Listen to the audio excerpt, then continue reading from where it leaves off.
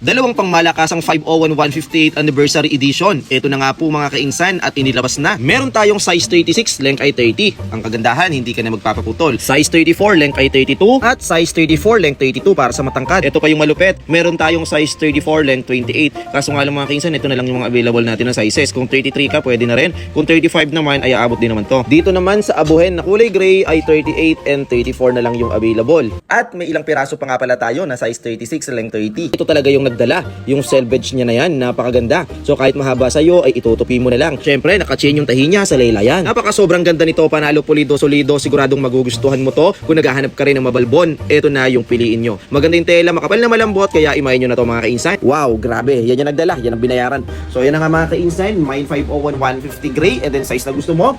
Mine 501 150, and then blue, size na gusto mo. Napaka sobrang dami naming mga Levi's dito mga kainsan, kaya naman kung Levi's lover ka, ay mag-follow ka na. Murang 501 158th Anniversary Edition Selvage Denim, 6,500 free shipping fee na po.